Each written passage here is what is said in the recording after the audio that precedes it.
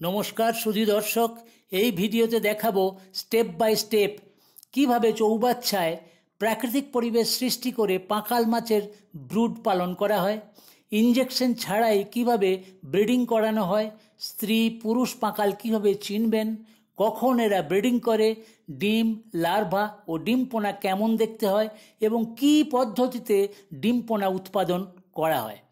সময় থাকলে পুরো ভিডিওটা দেখলে একটা সম্যক ধারণা পাবেন ও নিজেই করতে পারবেন।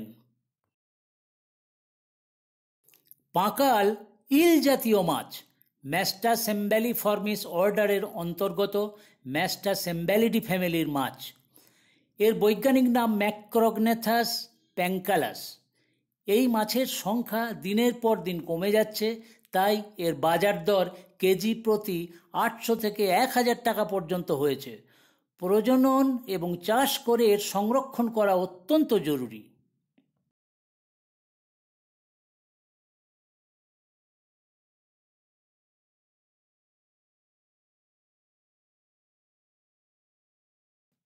এই মাছ পুষ্টিগুণে সমৃদ্ধ। এর মধ্যে আছে প্রোটিন, ফ্যাট, বিভিন্ন ভিটামিন যেমন এ, B12, D3, ই। এতে প্রচুর ক্যালসিয়াম আছে যা হাড় ও দাঁতের জন্য অত্যন্ত প্রয়োজনীয়।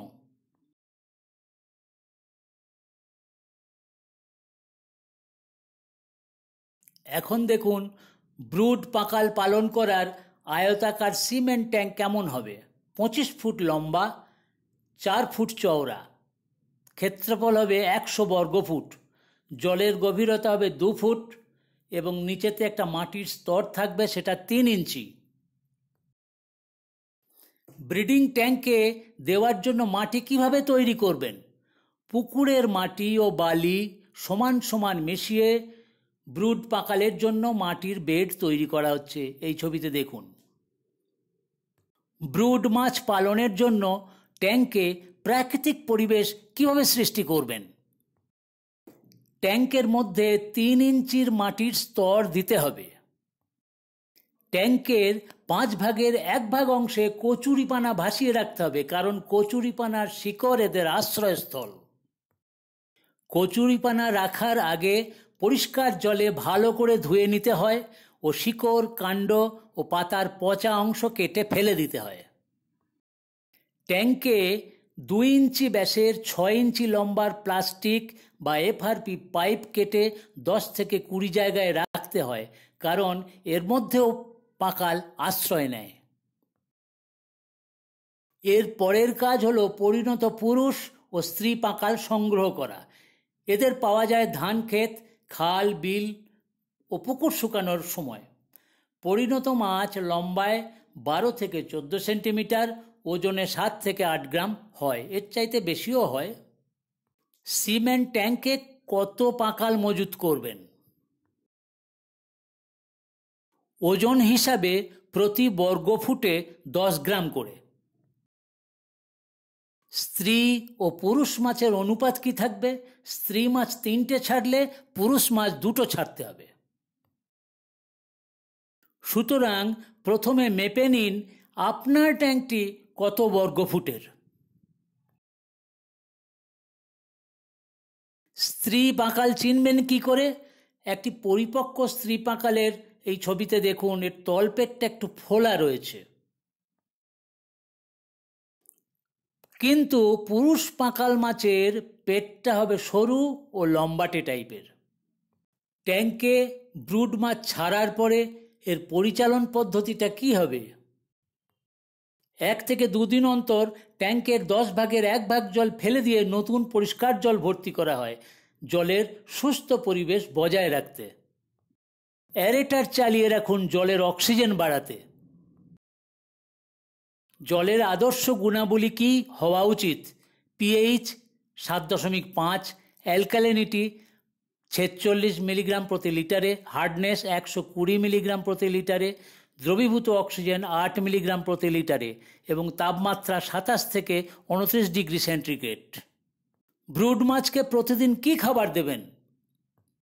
জু প্ল্যাঙ্কটন অন্য পুকুর থেকে ধরে এনে দিতে হবে। মুরগির নাড়ি ভুঁড়ি সিদ্ধ করে কুচি কুচি করে কেটে দিতে হবে। টিউবিফেক্স খাওয়াতে হবে।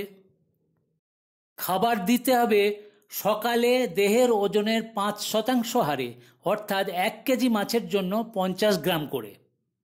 এবার আসবো প্রাকৃতিক প্রজনন কিভাবে হয় ও কিভাবে ডিম ছাড়ে। প্রাকৃতিক প্রজনন এরা করতে পারে হরমোন ইঞ্জেকশন ছাড়াই। কখন এরা ব্রিডিং করে? রাতে ও ভোরে ডিম পাড়ে। মুষলধারে বৃষ্টি বা টিপটিপ বৃষ্টি হলে বা আকাশ মেঘাচ্ছন্ন থাকলেও এরা ব্রিডিং করে। প্রাকৃতিকভাবে এরা একসাথে সব মাছ ডিম পারে না ও একটি মাছ একবারে সব ডিম ছাড়ে না, বিভিন্ন দিনে ছাড়ে। আগস্ট থেকে সেপ্টেম্বর পর্যন্ত এরা ডিম পারে 2 থেকে 7 দিন অন্তর। কিভাবে বুঝবেন পাঁকাল ডিম পেড়েছে? আপনাকে প্রতিদিন সকালে চেক করতে হবে ওই কচুরিপানাগুলোকে। এরা ডিম পাড়ে জলের উপরিতল থেকে 2 থেকে 3 ইঞ্চি নিচে কচুরিপানার ভিতরের শিকড়ে, সেজন্য বাইরে থেকে সহজে দেখা যায় না ডিমগুলো। শিকড়ের ভিতরের দিক খুঁজলে তবেই দেখতে পাওয়া যায়। নিষিক্ত ডিমগুলো হয় গোলাকার, স্বচ্ছ, আঠালো ও 1.5 মিলিমিটার ব্যাসযুক্ত। পাঁকালের ডিমের পুরো অংশ জুড়ে আছে কুসুম, তার ভিতরে দেখা যাচ্ছে অয়েল গ্লোবিউল। এগুলির মধ্যেও প্রচুর পরিমাণে খাবার আছে। ডিম আঠালো হয় বলে কচুরিপানার মূল রোমে ডিমের ক্ষুদ্র মোটার মতো আঠালো অংশ দিয়ে আটকে থাকে।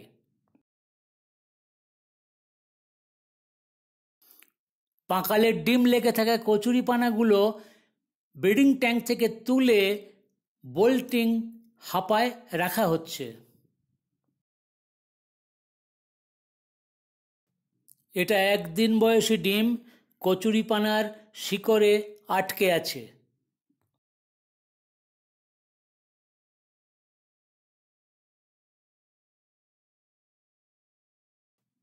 এটা 2 দিন বয়সী ডিম। ডিমের ভিতর ভ্রূণ বাড়ছে, ভ্রূণের দেহে কালো পিগমেন্ট দেখা যাচ্ছে। হ্যাচিং বা ডিম ফুটে বাচ্চা বেরোনোর কিছু তথ্য এখানে দেখুন। জলের তাপমাত্রা অনুসারে 48 থেকে 60 ঘন্টা সময় লাগে ডিম থেকে লার্ভা বের হতে, অর্থাৎ হ্যাচিং হতে। সদ্যজাত লার্ভার বা হ্যাচলিংয়ের তলপেটে লেগে থাকে বড় কুসুমথলি বা ইয়কস্যাক, তাই এদের ইয়কস্যাক লার্ভাও বলা হয়।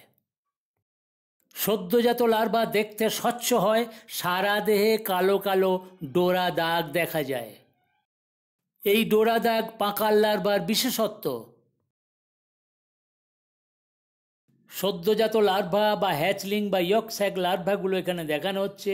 এদের কুসুমথলিটাও পেটের কাছে লেগে আছে, সেটাও দেখানো হচ্ছে।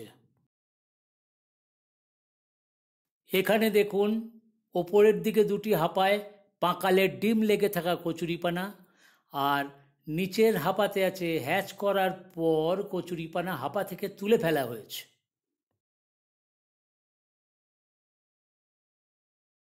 একদিন বয়সী লার্ভা কেমন দেখতে হয় এখানে দেখানো হয়েছে। এখানে কুসুমথলি বা ইয়কস্যাক দেখা যাচ্ছে, দেহে কালো কালো ডোরা দাগও সুস্পষ্ট।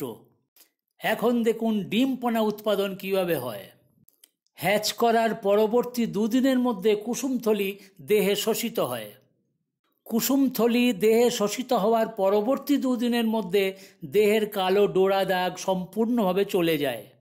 কালো ডোরা দাগ চলে যাওয়ার পর লার্ভার দেহের রং স্বচ্ছ থেকে পরিবর্তিত হয়ে ফ্যাকাশে হলুদ হয়। এই অবস্থায় অর্থাৎ 4 দিন বয়সী লার্ভাদের বলা হয় স্পন বা ডিমপোনা। ডিমপোনাগুলি ইয়কস্যাক লার্ভার চেয়ে দ্রুত চলাফেরা করতে পারে।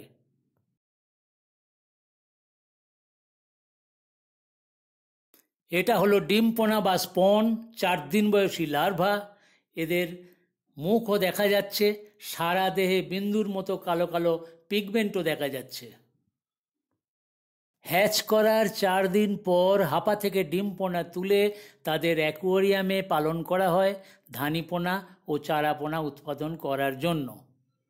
ডিমপোনা এবার বাইরের খাদ্য খাওয়া শুরু করে, যেমন জুপ্ল্যাঙ্কটন ও কুচি কুচি করে কাটা টিউবিফেক্সের অংশ। ভিডিওটি ভালো লাগলে সাবস্ক্রাইব করতে ভুলবেন না।